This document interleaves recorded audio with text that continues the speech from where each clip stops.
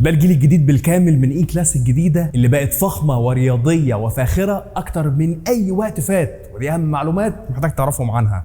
الاكستيرير بدايه من الكشافات الديجيتال لايت الغاليه جدا بالديزاين الجديد اللي عباره عن قوسين كده ورا بعض. الجريل اللي متاخده من الاس كلاس الجديده فيها كروم كتير، علامه مرسيدس بنز قدامك على الكبوت عشان تفضل فاكر ان انت دايما سايق النجمه. بنوت 20 انش بسبيكس حلوه قوي، اضلع كتير جدا، توتون من اللون الاسود واللون الجراي. طبعا الكاميرا 360 الكاميرات الاماميه علشان انظمه المساعده في القياده. الفلاش دور هاندلز اللي بتختفي جوه الباب علشان الايروداينامكس، والاهم ان انت لما تفتح الباب ده هتلاقي ان الابواب شافت او سوفت كلوزنج من الاربع ابواب، كيس انتري وابواب شافت. بانوراميك سان روف مكمله معاك لغايه الصف الثاني من الكراسي، والديزاين الجديد للكشافات الخلفيه مع الشنطه الكهرباء. من جوه فيها كلام كتير قوي.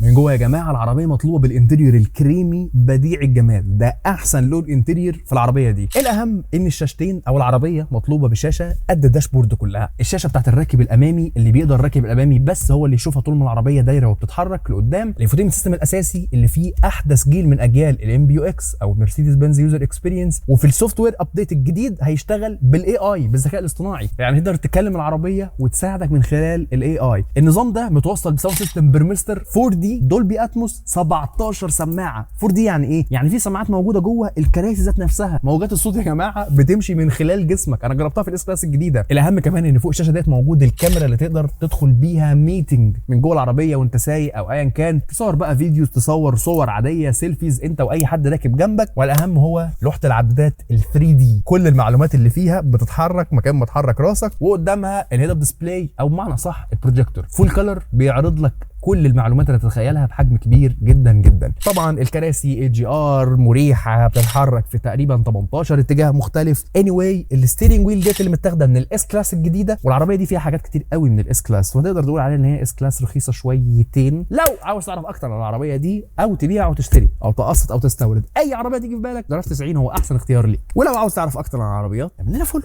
الحته دي، اعمل لنا فولو، والله بنزل عربيات جامده.